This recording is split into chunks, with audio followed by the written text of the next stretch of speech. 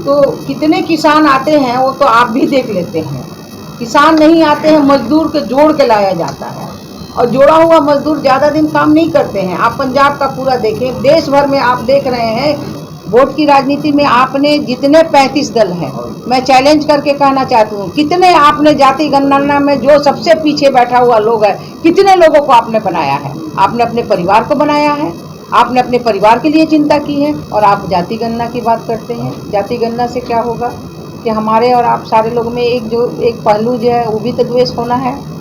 और हम जब सामाजिक समरसता की बात करते हैं तो हमें तो सामाजिक समरसता में ही रहना चाहिए।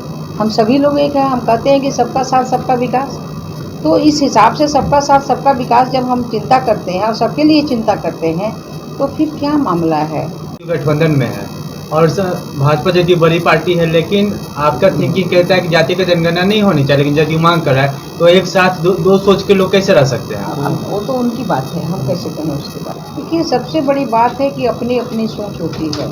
हम सामाजिक समरसता की बात करते हैं और आप जाति गणना की बात करते हैं। जाति गणना से क्या होगा कि हमारे और आप सारे लोग में एक पहलू जो है वो भी तो द्वेष होना है।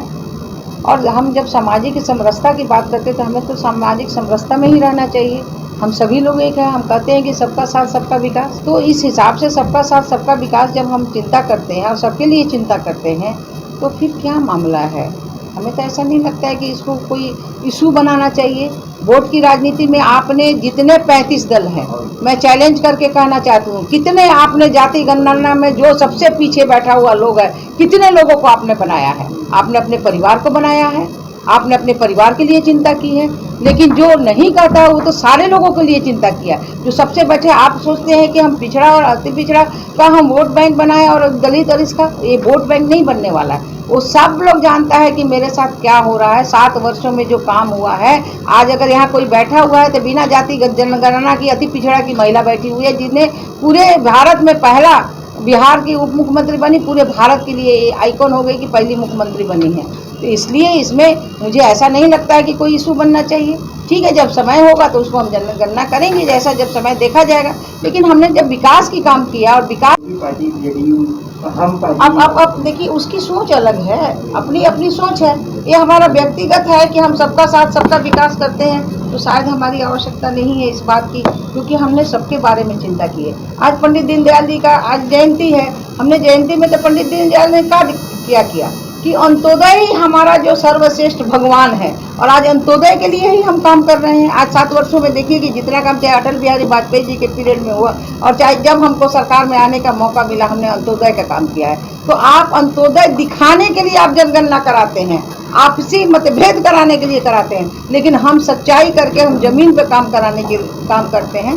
इसलिए अलग अलग आप वोट की राजनीति करते हैं, हम वोट की राजनीति नहीं, हम मानव सेवा की राजनीति करते हैं। 27 तारीख को भारत बंद है और कल ऑपोजिशन के लोगों ने बैठक की, महागठबंधन के लोगों ने बैठक की और उन्होंने सपोर्ट कर दिया है भारत बंद को किसानों के मुद्दे। देखिए, अब किसानों के मुद्दा उनको समझ में जब नहीं आ रहा है तो कितने किसान आते हैं वो तो आप भी देख लेते हैं। किसान नहीं आते हैं, मजदूर के जोड़ के लाया जाता है, और जोड़ा हुआ मजदूर ज़्यादा दिन काम नहीं करते हैं। आप पंजाब का पूरा देखें, देश भर में आप देख रहे हैं कि जो दिल्ली में बैठे हुए, जो जहाँ जंतर मंतर पर हुआ, क्या आप जब आप ही लोग जब उनका इंटरव्यू लिए तो उसने कहा कि मैं खेती अब नहीं हूँ, मैं बाहर का मजदूर हूँ, हमें पैसा पर लाया गया है। तो जो लोग पैसे पर अगर लाते हैं तो उसमें क्या होता है? आज किसान की जितनी बड़ी काम हुई है, वो तीनों जो हमारा बिल है, उस बिल को अगर कोई सच्चाई जाने, हम लोग तो गांव-गांव में जाकर सच्चाई बता रहे हैं। एपीओ क्या है? एपीओ में तो ये नहीं लिखा हुआ है आपका ज़मीन कोई लेगा। एपीओ क्या है? उसमें तो नहीं कहा कि भैया इसमें ये हाफ बाउंडेड है कि अगर नहीं कीजिएगा, आपको तो पहले ही मूल्य हम दे रहे हैं। आप पौने भाव में आप सामान लेते थे। अब पहले जब आलू ज़्यादा हो जाएगा तो हम 5 रुपये किलो लेते, लेकिन अब तो किसान तय करता है कि मेरा दाम हम 20 रुपया से नीचे नहीं देंगे, और 20 रुपये में जब तय होता है तो वही चीज़ जो है 20 रुपया ही मिलता है, और जब नहीं उसको होगा तब भी वो देगा, क्योंकि बात किए हुआ है। और उसको जब ज़रूरत है अपना जो जितने हमने किसान को, जैसे पहले हमने जमाई की, जब बड़ा हम खेती का काम हम कर रहे थे कि भैया चलो चकबंदी कर दे, लेकिन वही चकबंदी है जो चकबंदी में हम सब मिल के जो हम दे रहे हैं एपीओ को, और हम काम देखेंगे, हमें पैसा मिलेगा और हम अपना मूल्य तय करेंगे, मेरा जो सामान है वो बाहर जाएगा, हमको ज़्यादा मुनाफा होगा। तो ये बात एकदम तय है, उसमें ना किसी को केस होना है ना कुछ किसी को। अब आप भ्रम जाल में डाल रहे हैं किसानों को, क्योंकि आप देख रहे हैं कि सरकार तो किसान के लिए बहुत ज़्यादा काम की, और वो भी की कि वो जीवन में जो है आपको 2022 तक हम जलवायु परिवर्तन में हम आपको ऐसा ट्रेनिंग देंगे कि आपको दुगुना पैसा होगा। और वही कारण है कि आज हमारे किसान हमारे साथ में है। तो ये करते हैं तो करने दीजिए, जो करते हैं वो समझेंगे। कहें कि आप एक सहरसा का मामला है और वो विवेक कुमार पासवान है जिसने अपने यहाँ ट्रेनिंग भी कर लिया है, और उसका मामला था कि उसका ड्राइविंग लाइसेंस नहीं था, लेकिन उसको भी वो जमा कर दिया है और उसे पैसा नहीं मिला है अभी तक। क्या बात है, प्रथम किस्त भी नहीं मिला है, उसको देख के करवा दीजिए। ये कब का मामला है? 18 का है, 18 वाला मामला है।